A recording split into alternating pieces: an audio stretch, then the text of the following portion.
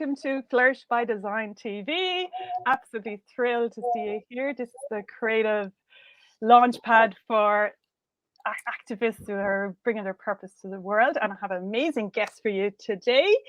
Ken is here from Australia. He's an actor, and he's a TV film actor, transformational coach, and he's a communication story master. So welcome, Kane. Hi, Caroline. Great to be here. Thank you so much. I just want to acknowledge your amazing beauty and the pure essence of your soul. We've just been having a little bit of a chat, and you really are dynamic in so many areas. So I just want to acknowledge that, and thank you for inviting me here. Oh, thank you, Kane. I'm so excited, and it's amazing to have the connection with you so far away, because I'm in Dublin. Everybody, if you don't know me, my name is Caroline, and I run Flourish by Design, and this is a creative platform really around my purpose around bringing creatives together for this dynamic, action in the world. So we're bringing our purpose to the world in our unique way. And Kane is, we become actually a little bit of context on how we know each other. We have a mutual friend who's Steve Knapp in Melbourne, Australia, who's a mindset coach. And I first saw Kane on an interview with him actually about, I'd say maybe 6 months ago, maybe more than that, maybe 8 months ago. And I was really blown away by Kane's dynamic nature. You've got a fabulous kind of energy that just explodes on the screen. And I was been watching you, over the last 6 months, and I know you've been doing coaching programs, and I was actually lucky enough to be in a workshop with Kane during the summer. So I got a taste of his coaching style, which is fabulous. And, but I've actually seen him come to I suppose, getting closer and closer and closer to his genius, and I know that he's ready to do something extremely special in the world. And because he's got this new fabulous one-of-a-kind coaching program. So that's a little bit of a background for everybody and a bit of context. And I'd love, Kane, to just, it's very exciting for people to meet somebody like you. I'd just like to say that, first of all, right? For Really? normal people to meet a TV film actor guy is just unusual, and especially for anyone like in the UK and Ireland, like an Aussie actor like that, we're like, wow, So first of all, I'd like to acknowledge that, and that it's really exciting to know that, especially in the coaching speaking world, I'm just like, I do it for pastime, and then it's kind of it was like I was invited to do it. I've no training, just get up and kind of, I don't even know why I was doing it half the time. But you actually have come from a training background. You're actually professional, you're not like us. It's like so like, just if you just give people a little context of what your professional background is and where you've kind of come from before we go into the coaching program. I'd love to hear that.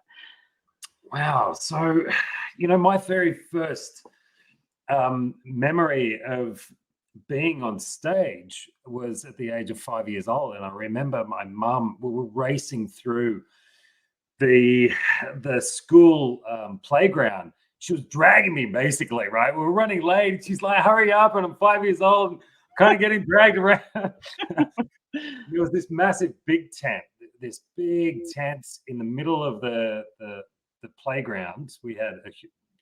I went to a grammar school. It was quite big, and they were televising it.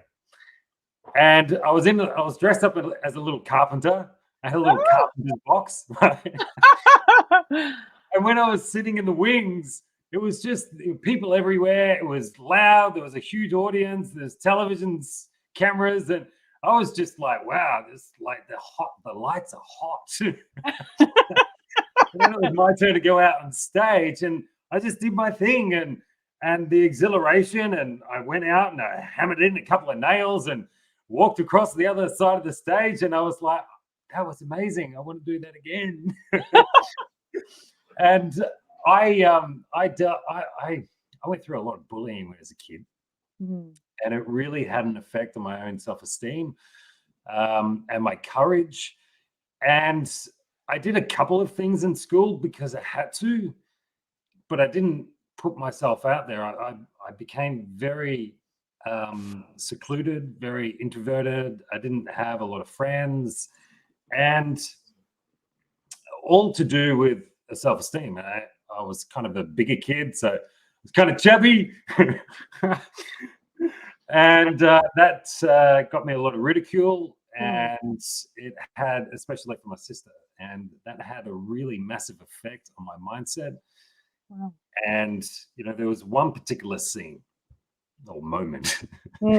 Scene in your life. Yeah, well, this is fundamental. This is why the story extraction method, what I utilize with people. Everyone has a claim. Everyone has a particular moment in their life that they claim, and my claim was this moment when I was 10 years old. I was standing in the kitchen at my parents' house. My sister was at the sink and she was getting her lunch ready. It was only like 6:15 in the morning. Like, we had to get up pretty early and travel to school. It was about 45 minutes away. And I was I was waiting there, and the energy in that morning was so intense. Like, it was so heavy, and it was freaking me out. And I was standing about 3 or 4 meters away from my sister, and I could just feel her. And there was like this almost like an anger, right? And I built up the courage just to ask her if she could move over, just so I could use the sink, so I could start preparing my lunch. And I said it pretty quietly, and she spun around in such a rage, and she lunged towards me, 3 meters away. She lunged towards me with a 12-inch carving knife, and I had to bounce back. Like, I lunged backwards, and when I landed, I looked down, and there was this knife blade an inch from my stomach. And it was all in slow motion, and I froze. And she screamed at me at the top of her lungs in this rage of like, "You effing asshole! Someone should fucking kill you.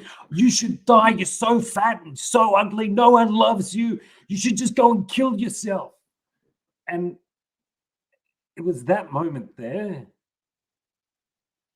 in those words, that I claimed for myself, and I shoved it into my subconscious, and I ran downstairs, and I was hysterical.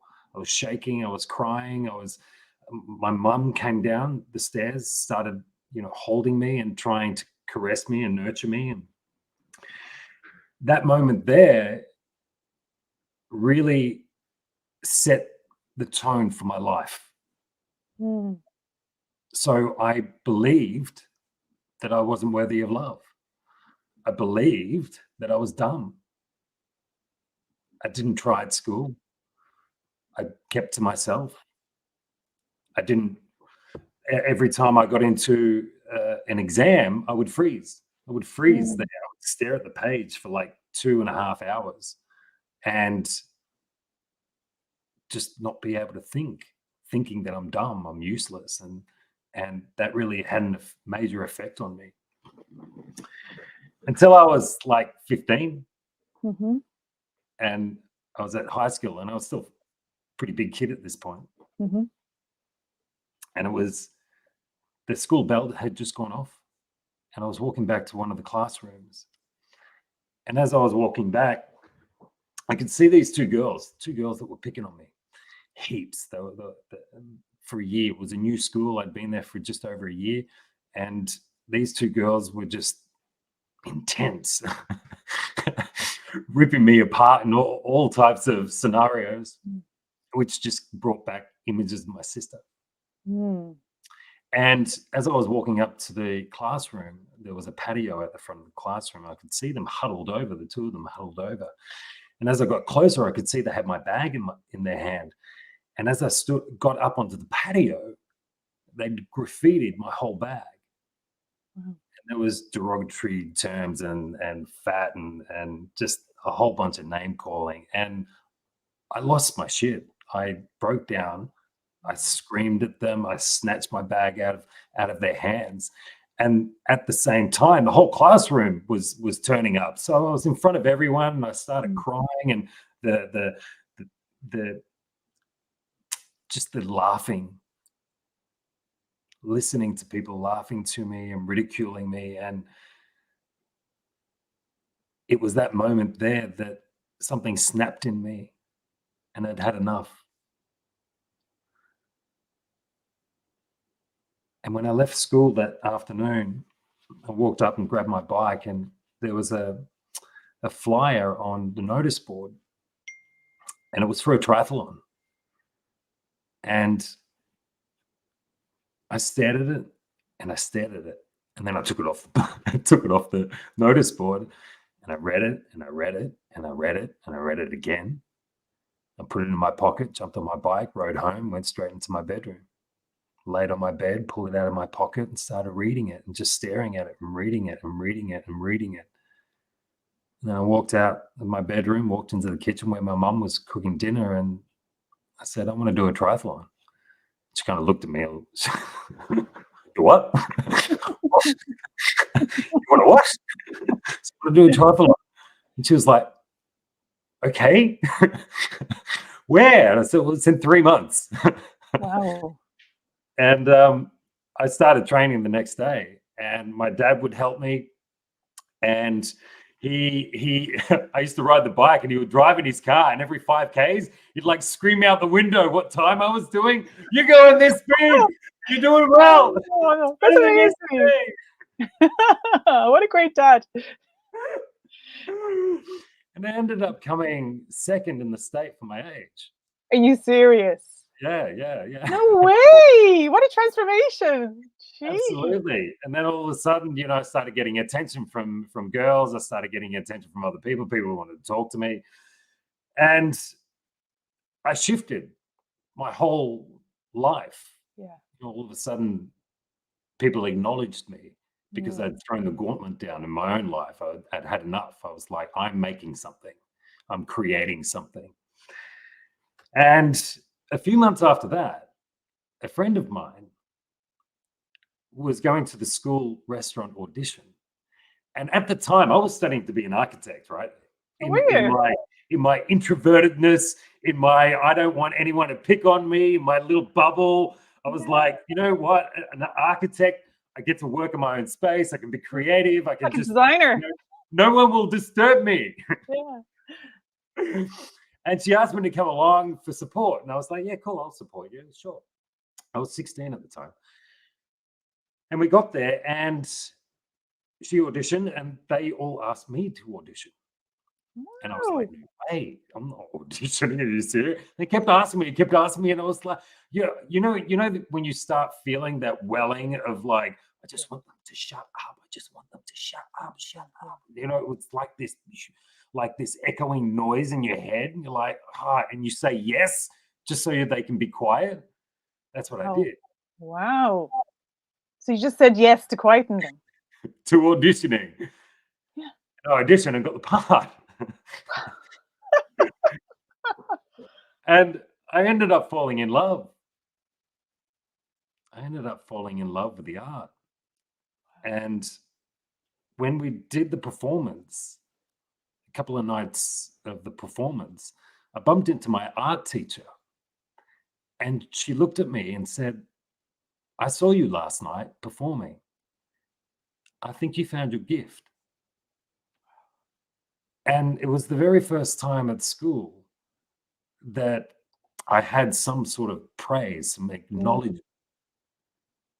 And it was that moment there where I was like, oh, so if I work hard at this, I'll get love. I'll get acknowledged. Okay. And I started working my butt off, and I changed 2 months later, I changed halfway through the year, I changed all my subjects from architecture, maths 1, science, right, physics, all of this stuff. And I went into arts and speech and drama and dance. Wow. It's like completely different book, Yeah. Wow. Absolutely. And the beautiful thing that you have to acknowledge is when you start living or deciding that you're going to make a shift in your own life, and you're going to start directing your own life. God, the universe, whatever you believe in, will start dropping things in front of you. Yes. that, yeah, you're on your path now. Yes. You just got to keep going. Yeah, here's another one. Yeah. Let's get on board. He's on board. He's on board, guys. He's got with the program. So that was the beginning of my journey. I had that petrifying chat with my dad to tell him that I was going to be an actor. I was bawling. I was at a party. I was waiting until he was drunk. I had all my friends around supporting me. They're like, just tell him now. He's really drunk and happy. And I started crying, and I was like, no, I've decided I'm going to be an actor. I don't want to be an architect anymore. And he was like, he was kind of in shock and just kind of stared at me. He's like, just do what makes you happy. Like, what a fantastic response. The response everyone would love to hear. Yeah. And that was the beginning of my journey. And I worked in film and television and theater and street performing and created my own short films. I ended up moving to Sydney for a little while. I was studying down there while I was studying acting, and I was working my ass off to try and get some sort of credit, right? To try and get a good agent. And I've been spending months, I'd be doing short films and making our own short films and putting a show reel together and sending them out to all these agents, and I got nothing, nothing. And I remember sitting at Darlinghurst in Sydney, near the Sydney Opera House, and opposite the Sydney Opera House, actually. And I was sitting there with a friend of mine, and I was just really upset. And we were having a chat, and I was like, I don't know what I'm doing wrong. You know, I'm doing everything. I was running improvisation workshops for working actors in the industry to keep their skills up to speed, right? You were training actors. Yeah, through improvisation. And 2 days later, I got a call from one of the two top agents in Sydney, and they asked me to come in. And I signed up to them, and all of a sudden it was just like, wow, I got recognition. And that was, again, another step, another leveling up, another part of the journey. Yeah, I was 24 at the time. It was intense. And then I got divorced later on in life, and here we are, 4 years after my divorce. I got into coaching, helping people with grief, divorce, separation. Got into transformational coaching. And then I realized a big problem in the coaching industry, in the things that people were getting taught about how to find their niche, about who it is that they are, how they recognize the people that they need to work with. And it wasn't until I was at a healing retreat just over a year ago, where I was there with my kids, and I was there with my partner, and there were all the exercises over the weekend were all, which I found extraordinary. They were all different variations of things that I did through acting. Years and years of like self-awareness and self-research and digging down inside and trusting other people and all of that type of scenario and the embodiment of that. And it was at that point where I was like, wow, I've actually ignored a whole facet of my life and the expertise that I've been able to build and build that certain craft. And it was at that point there where almost overnight it just shifted everything, and I went, I need to go here. This is where I need to go. Another shift. This is what I need to teach. I need to teach people how to actually extract and understand their own journey. And as I've been doing that, what I've noticed in all my years of understanding human behavior, in understanding characters that I've played, and understanding people and how they respond. So acting is reacting, right? everything is reacting. Life is about reacting. Yeah. You only react to something because someone's doing something, right? Yeah. But the reaction, there is always a reason. There is always a reason behind whatever reaction that you're doing. And that reason is part of the story, part of your journey, part of something. So if it's a negative reaction, then there was something that was negative in your life that's giving you this negative response. The trick to the awareness, to when people start going, I need to be a coach. I just woke up, right? I need to teach something. Which is what people do. They just all of a sudden they're like, holy, I've been through this intense experience, life and death, and I've just woken up, and all of a sudden I have to share this. And it's in this moment that we're able to reflect on our own lives. And what I've discovered is that there's there's 5 steps, right? Five steps. 5 steps. And it's acknowledgement at first, and then it's accepting, and then it's forgiving, healing, and then you get to release it.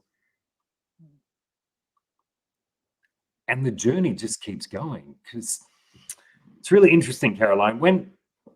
So you can ask me any questions at any point, because I'll just talk, right? Yeah, no, I'm just waiting to hear you. Yeah, you're creating this beautiful arc of your life story, and exactly what you're teaching other people to do. Those key points in which you make it a key decision, a conscious decision, as I talk about, that has the effect to open yourself up again to a larger version of yourself. So in what you're talking about there, because I talk about the bud, blossom, and flourish, there's an unfolding of our truth each time, but there's a key point and a key decision that you're talking about all the way along on your journey that I find is so amazing to become conscious of. And that's what I feel you're doing, and you're guiding people on. And I think that is so powerful, because when you live a long life, like, you've had so much life experience and get to my age, I'm 48, that, you it's hard to look at your life and to see those key points, to be able to understand how that's happened, and how you've created yourself, and how you are who you are today. And then when you know that, you can actually become more conscious again, to kind of open yourself up again to become this larger version of yourself again. So it's like, I see it as another iteration, another iteration.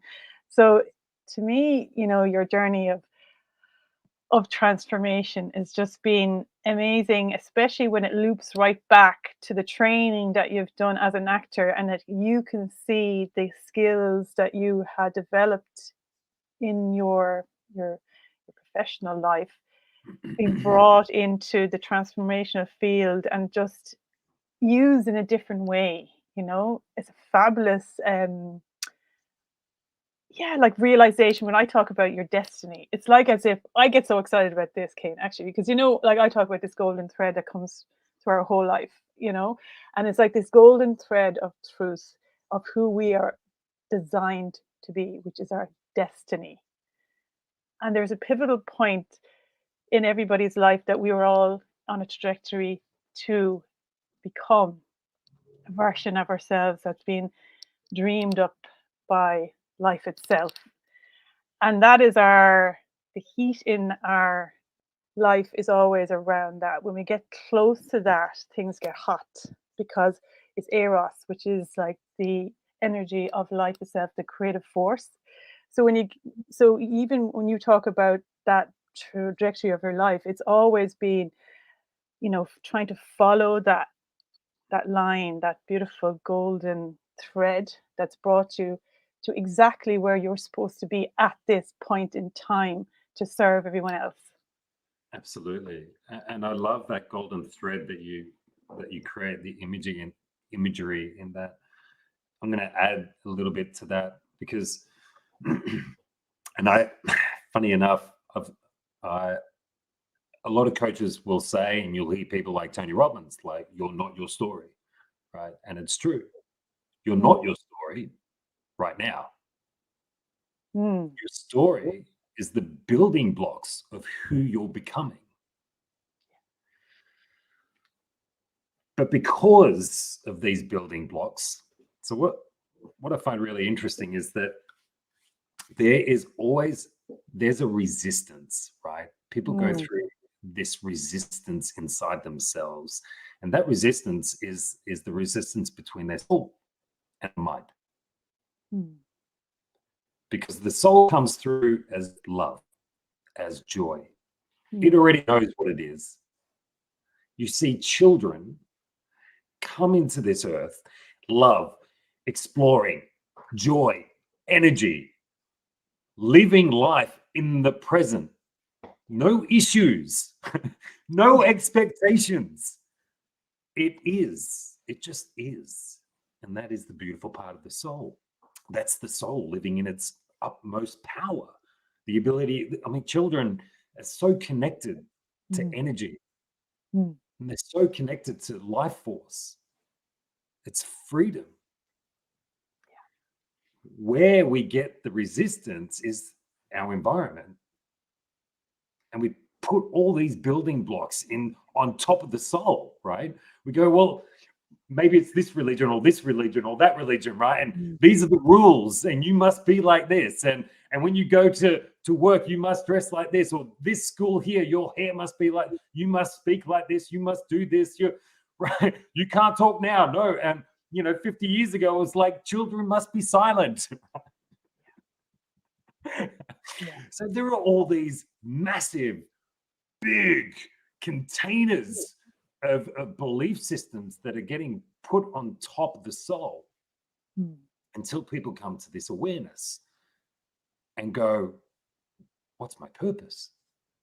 It tends to happen when people get to 40 and the crown is opening up and they're starting to question life, and they're like, am I really doing what I'm meant to be doing? And they start looking at their own life, and the soul is constantly knocking at the door, right? Going, hey, let me out. Yeah. But where people have that resistance is that they've now got this belief system in their soul, which is the purity, their purpose, which is what they were designed to do in this earth. They've come in here. They've already got their plan. This is the road for you. You keep pure to who you are and follow that track. Yeah. And then all these beliefs and all these circumstances, divorce, sexual assault. I was sexually assaulted, by the way, so I can say that. And we put all these mechanisms in, and when we start becoming aware, we start looking at our own selves on the inside, and we're trying to undo the belief systems that are in place, right? And it's a journey. All these, like, for instance, to give you an example, when I got sexually assaulted, right, I was 11 years old. And funny enough, it happened after that claim, right, that shoved that psychological process into my subconscious of what I believed I was, which was never mine in the first place, right? But it brought my vibration down, my frequency. And by doing that, I then attract the frequency of the same, right? Which made me a vulnerable prey, if you will. And what I did with that situation was, especially as a man, I didn't tell anyone. No one knew about it, right? Only until about 2.5 years ago, right? I put it in a little box, shoved it away, put a padlock on it, wrapped some chains around it, threw it off the bridge, hopefully sank to the bottom of the river. Doesn't exist, never happened.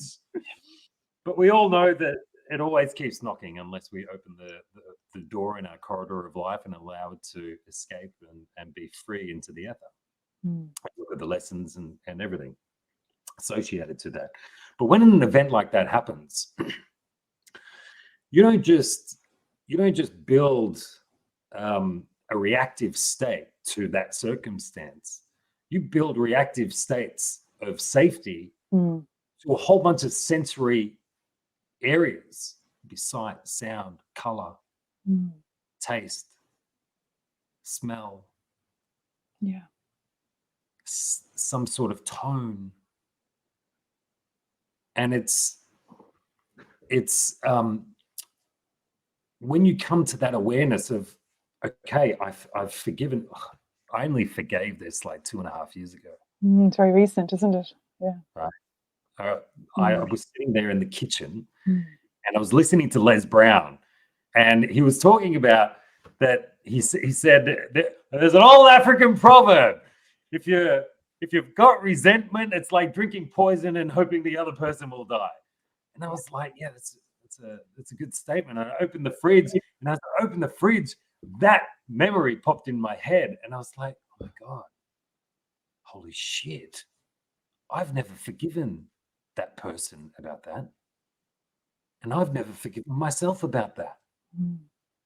And I just started bawling my eyes out. I fell into the fridge. I was leaning into the fridge. I was getting cold in my back. I was just bawling. I was just letting it all out. And it was that moment, 4 weeks later, that the most beautiful woman came into my life. Mm. You know, I'd spent years, a couple of years, working so hard on all the inner stuff. And this was like that last little bit to get me over the edge, to make me ready for another partner in my life. Mm. And what I noticed, so I did the forgiving, right? I accepted, I forgave, I released it. What I noticed just a few months ago, so I had a circumstance which was associated to my ex-wife. And I won't bring it up because we're in the middle of it still. I won't give the full details yet. But it was pretty intense. And I retracted into a shell. Mm. I pulled myself away from everyone, and I went inward. Mm. And my partner brought it up a couple of days later. And I was just like, I'm just processing. And she was a little bit upset about it, like, because I wasn't sharing anything with her. Mm. And I'd shut myself off, like emotionally, I'd shut myself off.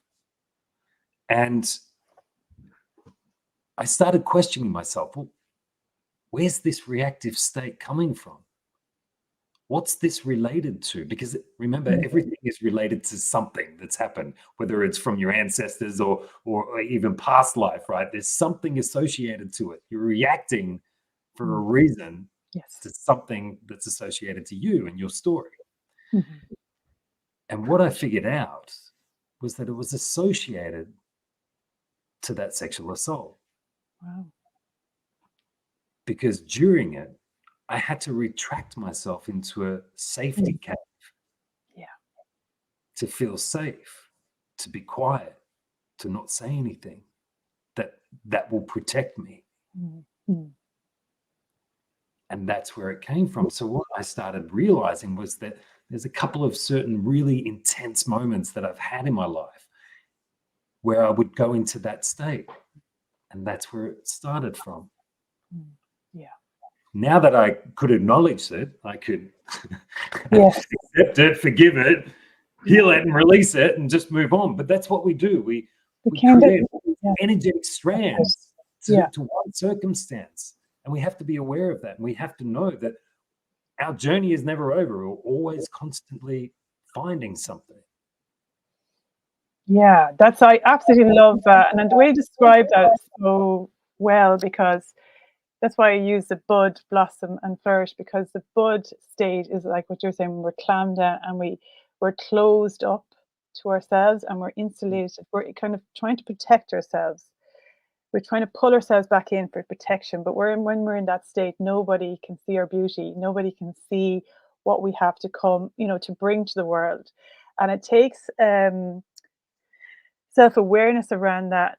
And it also takes an environment of warmth and of care and of understanding to allow somebody to open up you know, and it's the opening up then and getting that, you know, on your journey as well, like, and how you help people is like that opening up of the heart space nearly, and to have that bravery to bring themselves to the world, you know, because that's what we need. We need that beauty within everybody and the seeds like within the flower to spread around. And I think what's really keen and what I would love to talk to you about is what you're talking about, you know, what happens to the voice.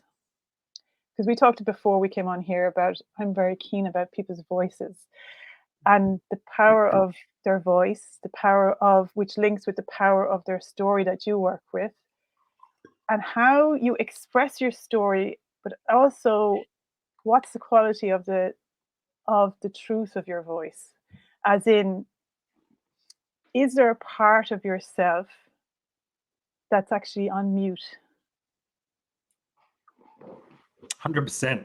You know, and are you finding that with, especially with what I'm really interested in, people are already out on in the public eye, already out as speakers, already, you know, like you say, actors. People are already out there on stage, but are they still acting?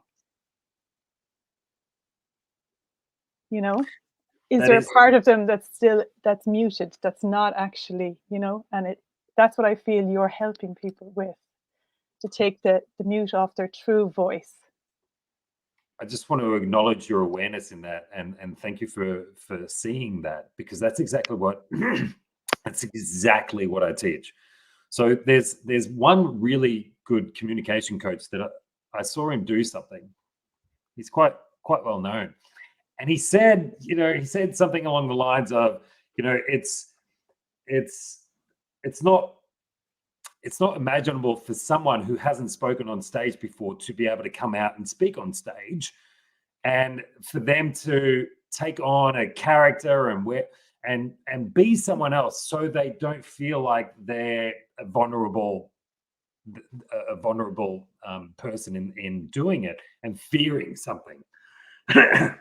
Now, I tend to disagree, and the reason for that is that the only fear that we get is the fear that we create in our own self, which is judgment. So we're judging when we think that someone is judging us. We're judging ourselves because we think someone's judging us. So we're just judging.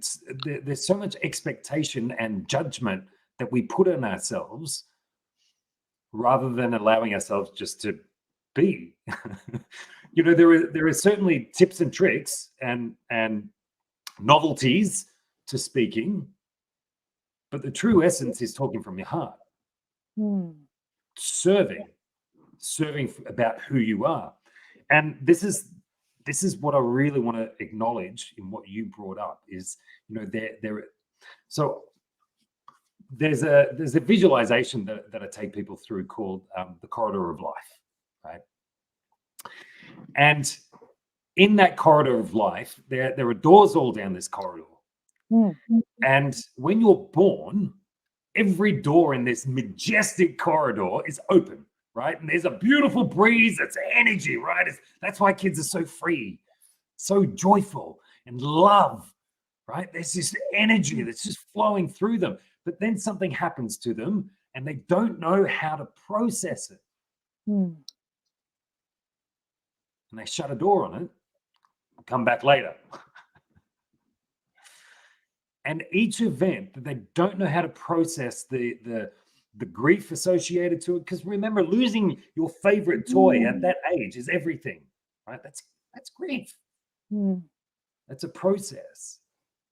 But because they don't know how to process it, we shut doors on it. And through our teenage years, we'll have something happen to us. We shut a door on it, like me, sexually assault, shut a door on it, right? And it affects our energy.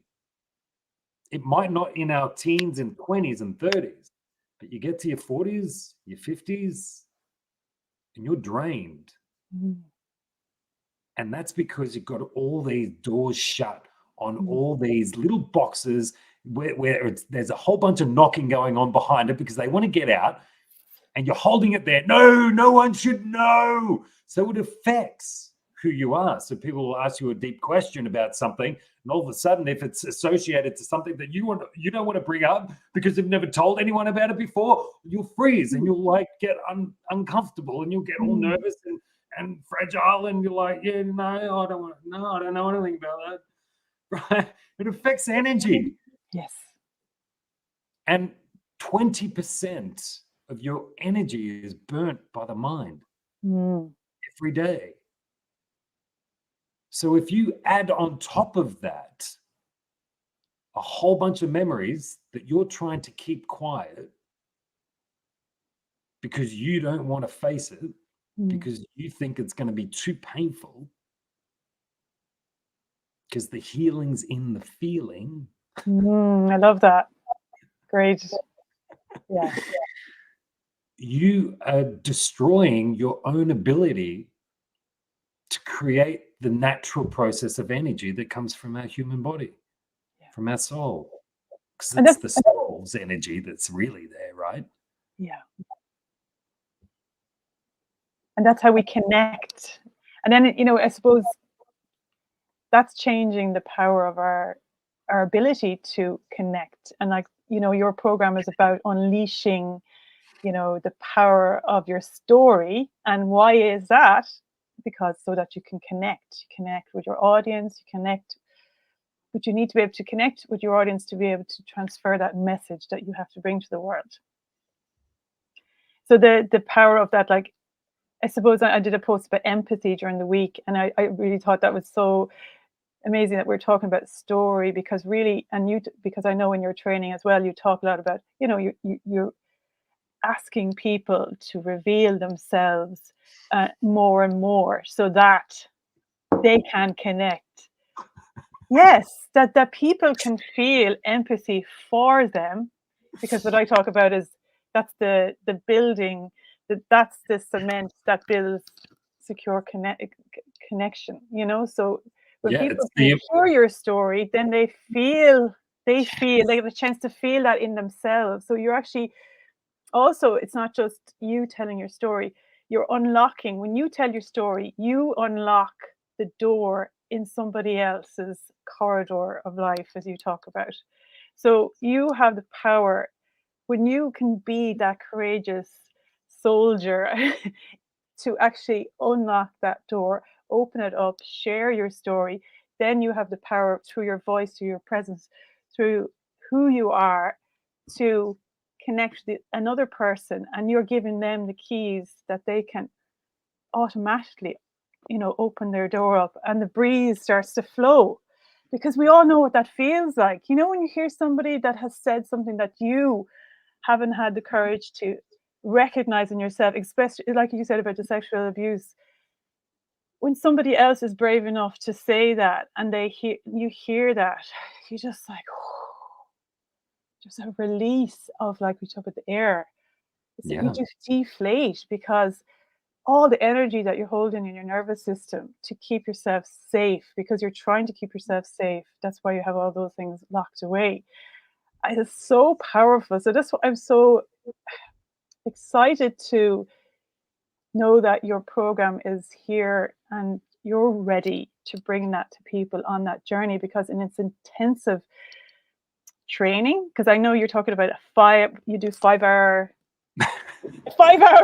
intensive workshops, you know. So like, tell us about that. Tell us about what happens in there, and what people, first of all, like, who are, you know, is it speakers that you're inviting into the program, and then what will they expect, and what is this program, you know, what's the length of it, how do you bring people through that transformational process, really, you know, because I know it's a unique method that you've kind of distilled from all of your expertise, all of your life story, all of your acting skills, all of your understanding of, you know, identity and everything, and your communication skills. Like, just so much packed into this method.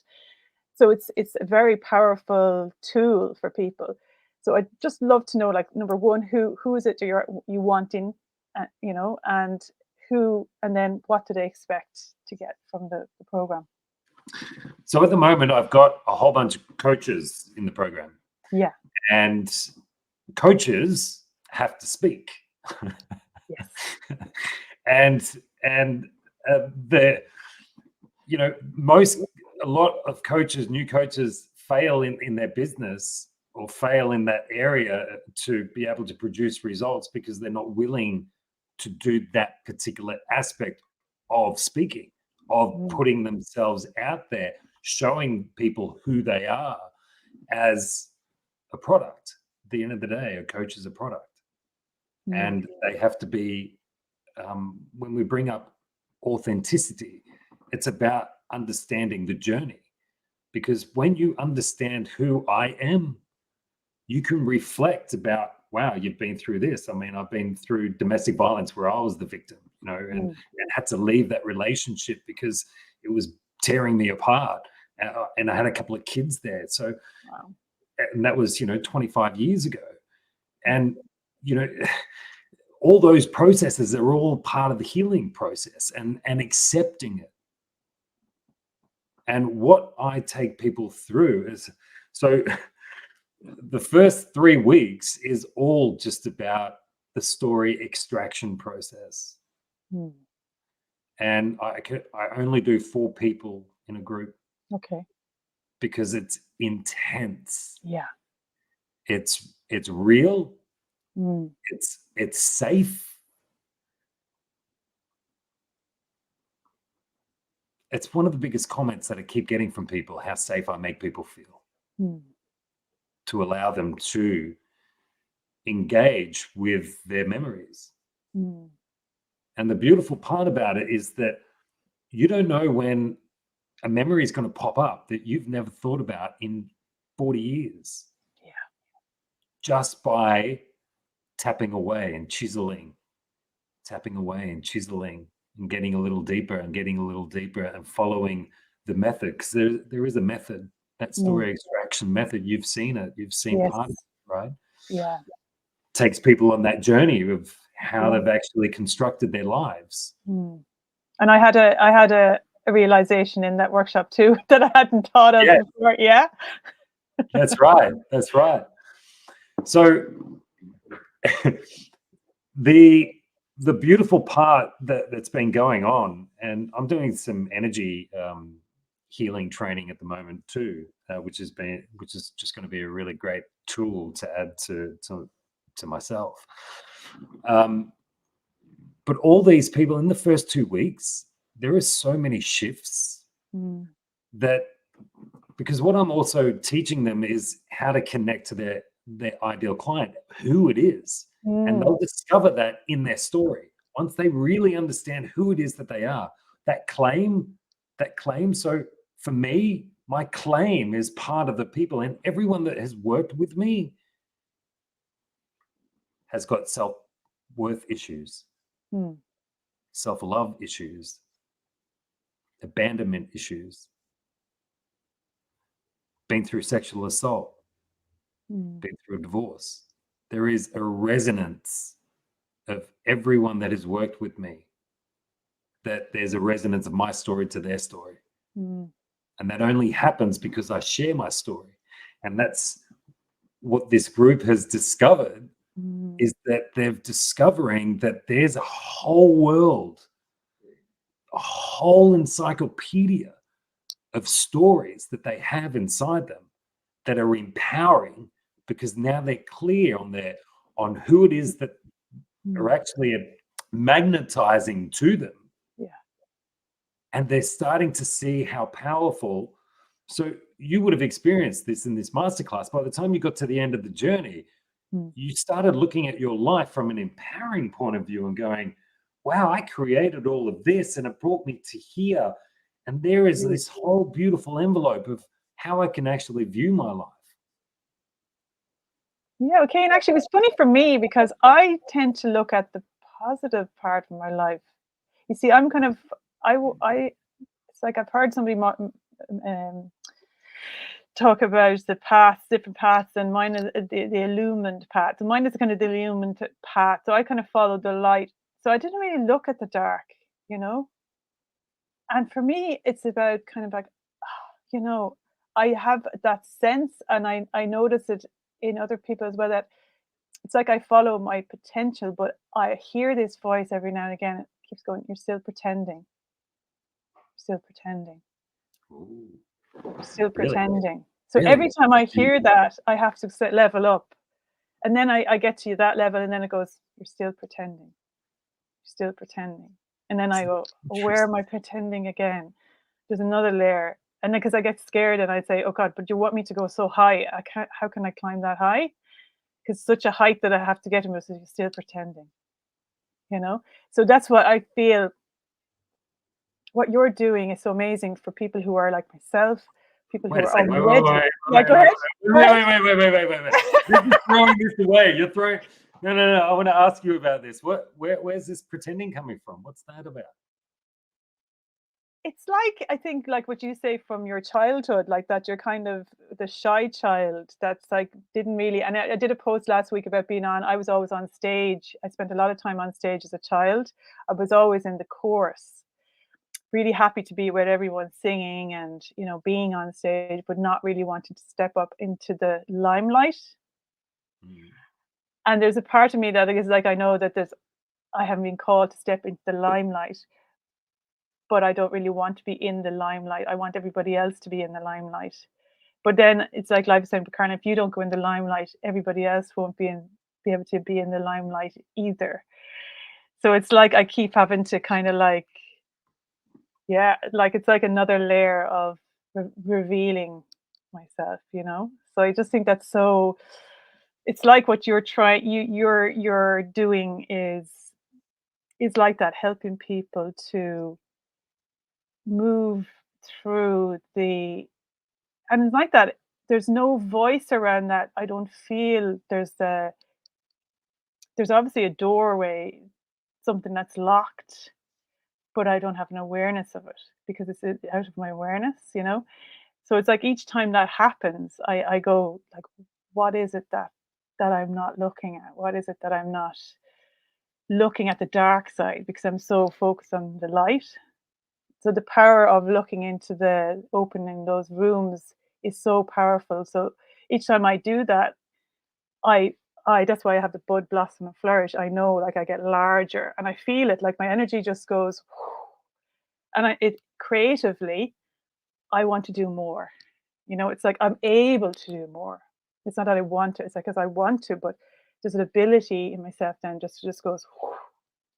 You're just going to get bigger and bigger the more you do that. So I feel that's exactly what you're coaching people in.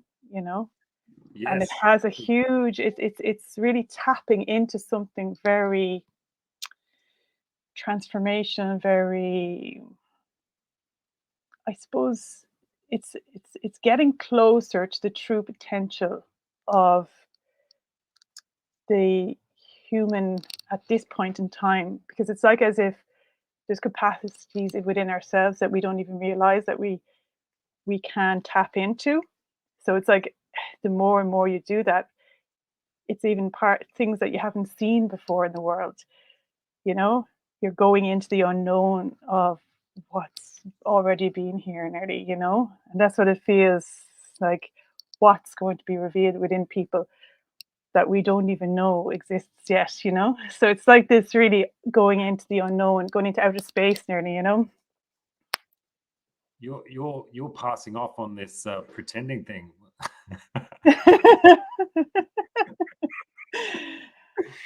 Yeah.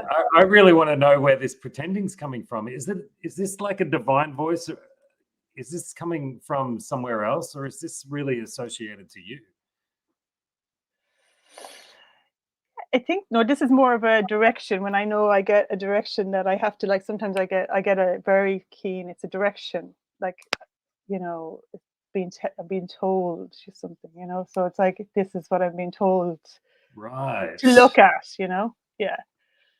It's Yeah. really interesting, Caroline. Yeah. It's really, really very interesting that the pretending part is because a lot of people pretend, right? Mm, A lot of people pretend. There's masks everywhere. mm, And look, we take on the embodiment of certain characters throughout the day. Father, everyone's got masculine and feminine. When you're able to balance between the two, when needed, I need to be masculine right now, or I need to be feminine. I need to nurture my children, and I need to connect to my partner, and I need to make them feel special. It's tapping into that ability to really connect. And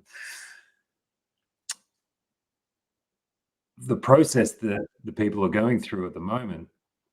So let me define it this way. If you could give your book of life to someone and go, hey, read that, that's me.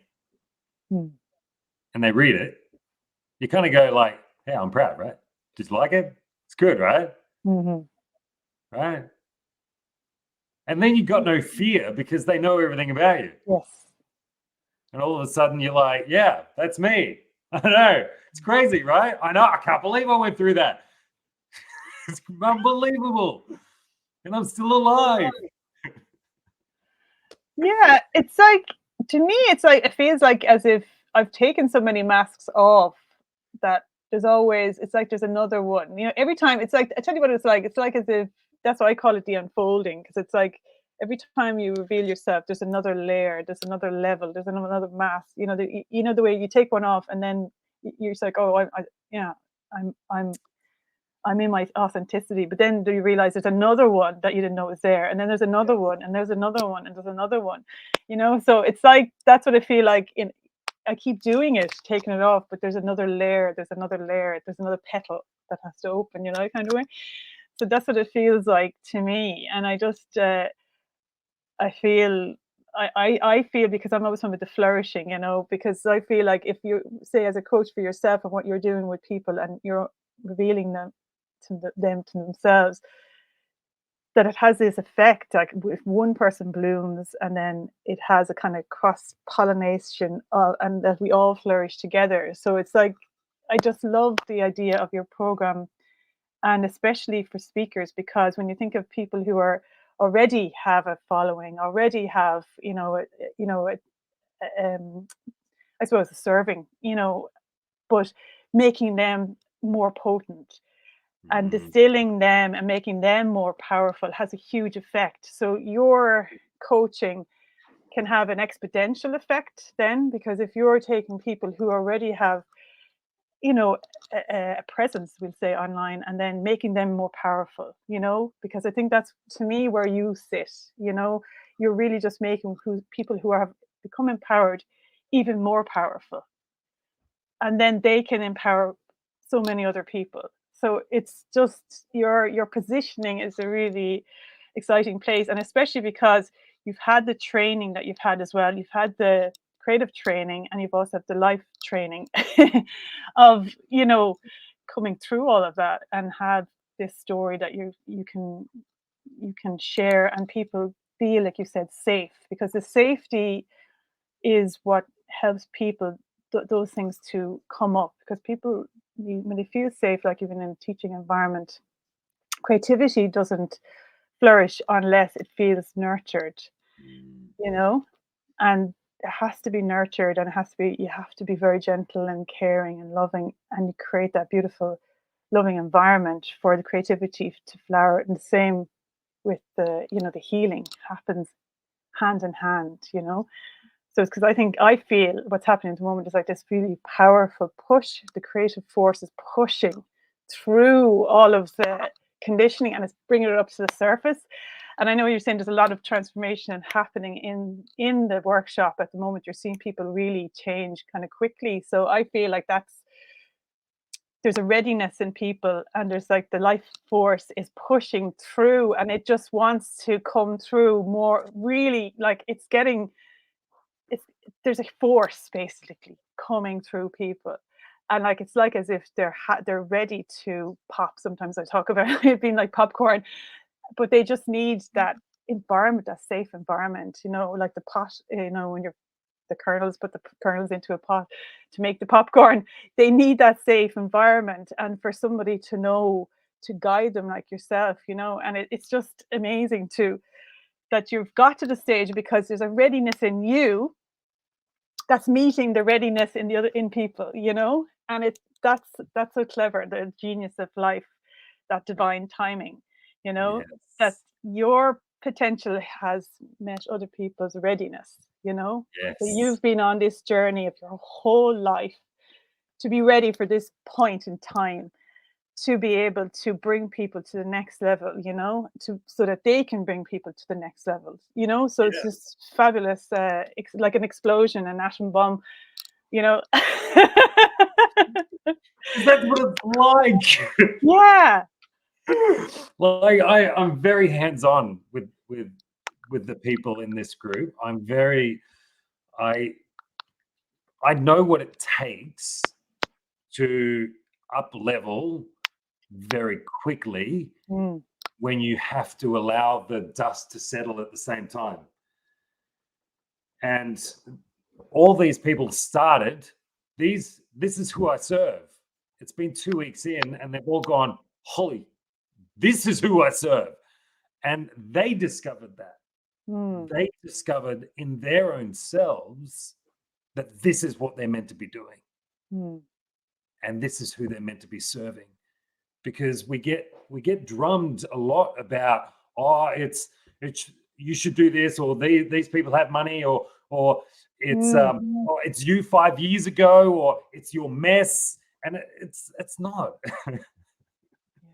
it's it's actually really discovering certain aspects and traits and personality and soul that's in you already, that people start discovering that. And just to finish up with where these people are going, they're starting, they are reaching out. So now they get the clarity, they understand who they are, they can start talking about their stories, they start work. There's By the end of it, they'll have a fully functioning running masterclass presentation, mhm, intertwining their tools with their story, so they can bring people in. And part of the whole process is talking to people. Come in to hear, I'm teaching this now. This is what I'm teaching. Come and enjoy the experience. So they can actually show who they are, express it, be a powerful speaker, and magnetize those clients to them. So mm.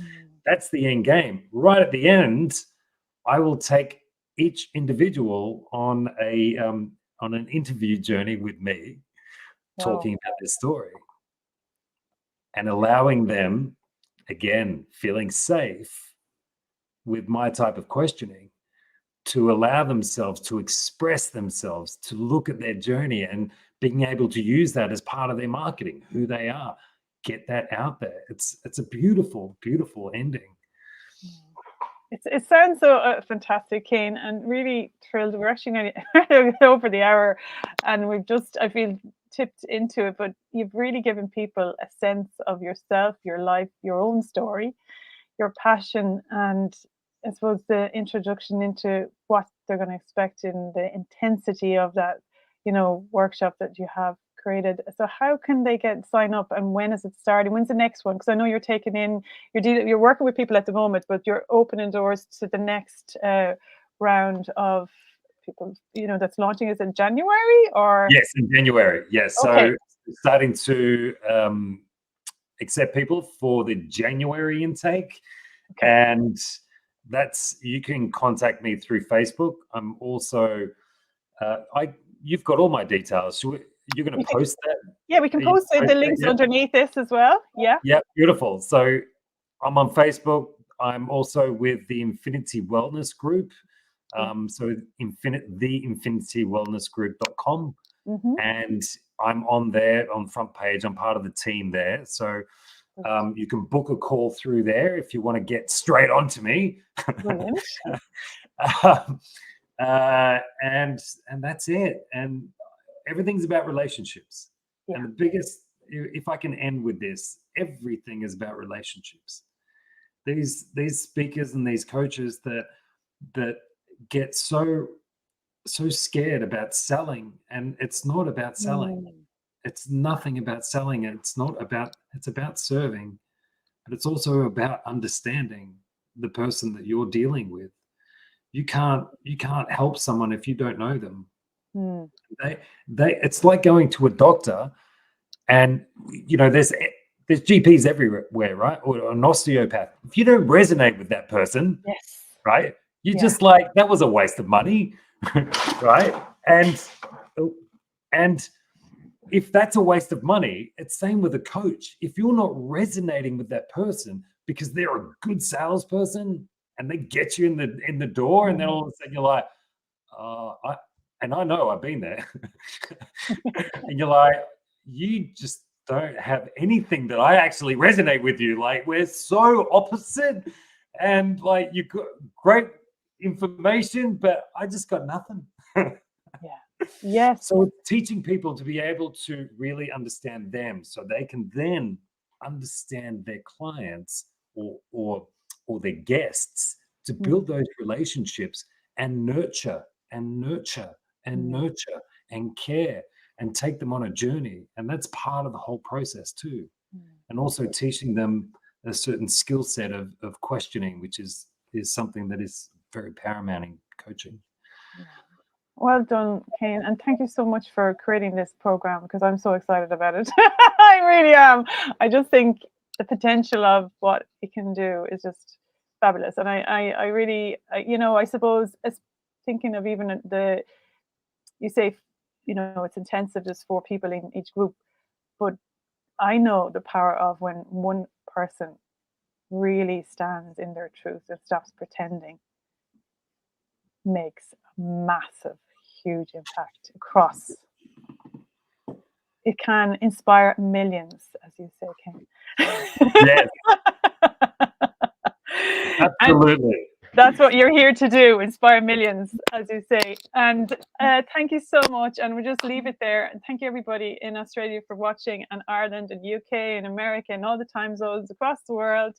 And please get in touch with Kane. And he has a 20-minute free session as well, if you just want to have a chat with him, and just to see if you resonate, like he's talked about, because, he is what he is here. I would say, from being in his workshop, he's no different, because some people are one way online, and then when they come off, they're different. I will say in testament that he's exactly the same in the workshop as he is here. So it's like, what you get is what you see, and it's just, I would definitely give you a seal of approval on that, because your energy is the same, your commitment is the same, your passion is the same. And if you resonate with him here, this is what you're going to get.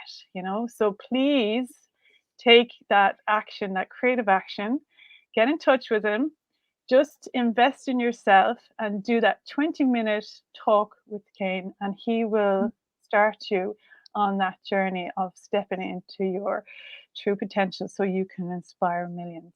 So thank you, everybody, for watching. And thank you so much, Kane, for coming. And I just bless you and all the work that you're doing in the world, and sending you love and lots of nourishment for your own unfolding. Okay, Kane, thank you so much. Thank you, Caroline. Really beautiful to be here, and I really acknowledge your presence, and thank you so much. Okay, thank you so much again, and it's been an absolute my pleasure to have you here and taking the time to talk to us all. Okay, everybody, we'll see you back here next Saturday, and I have another beautiful person to talk to. Nancy from the Business Mission is on next week talking about her coaching as well. Okay, talk to you all again. Have a lovely weekend. Bye. Bye. Take care.